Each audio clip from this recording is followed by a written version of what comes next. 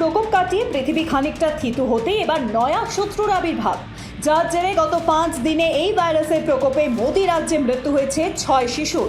এই ভাইরাসের আতঙ্ক ছড়িয়ে পড়েছে গোটা দেশে। চিন্তার ভাঁজ পড়েছে স্বাস্থ্যকর্তাদের কপালে। নয়া এই আতঙ্কের নাম চাঁদিপুরা ভাইরাস। জানা গিয়েছে গুজরাটের শরৎকান্থা জেলার একটি হাসপাতালে চাঁদিপুরা ভাইরাস সন্দেহে 4 শিশু ভর্তি হয়েছিল। 27 জুন থেকে 10 জুলাইয়ের মধ্যে এই ঘটনাগুলি ঘটে। এর মধ্যে আরও 2 শিশু একই লক্ষণ নিয়ে হাসপাতালে ভর্তি হয়। তারপর আরও 2 শিশুর শরীরে এই ভাইরাসের উপসর্গ পাওয়া গিয়েছে। হাসপাতালে চিকিৎসাধীন তারা। প্রথমবার এই ভাইরাস দেখা গিয়েছিল মহারাষ্ট্রের চাঁদিপুরা গ্রামে। 1965 সালে এই মারণ ভাইরাসের প্রকোপে শতাধিক মৃত্যু হয়েছিল।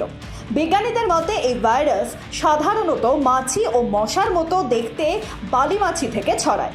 বালি মাছিকে ইংরেজিতে স্যান্ড ফ্লাই বলা হয়। এই মারণ ভাইরাসে আক্রান্ত হয় সবচেয়ে বেশি শিশুরা। গুজরাট ছাড়া এখনো পর্যন্ত মধ্যপ্রদেশ, বিহার, অন্ধ্রপ্রদেশ ও মহারাষ্ট্রে এই ভাইরাসে আক্রান্তের খবর পাওয়া গিয়েছে। এই ভাইরাসের প্রাথমিক লক্ষণ হলো তীব্র জ্বর বা কাঁপুনি দিয়ে জ্বর, ইনফ্লুয়েঞ্জার মতো ফ্লু উপসর্গ দেখা যায়। পাশাপাশি এনসেফালাইটিস বা মস্তিষ্কের প্রদাহ দেখা যায়।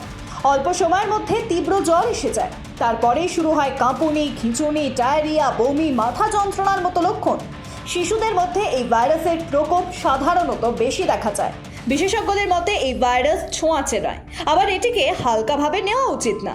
বেশ কিছু নিয়ম মেনে চললে তা শিশুদের এই ভাইরাস থেকে প্রতিরোধ করবে। শুধু রাতে নয়, দিনের বেলায় ঘুমানোর সময় মশারি টাঙিয়ে শিশুদের ঘুম পাড়ান। যেখানে বালিমাছির প্রকোপ বেশি সেখানে অবশ্যই মশারি ব্যবহার করুন।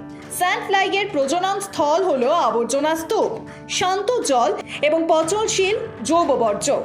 তাই নিয়মিত বাড়ি ও বাড়ির চত্বর পরিষ্কার পরিচ্ছন্ন রাখা উচিত। ব্যুরো রিপোর্ট, বৃতাম বাংলা।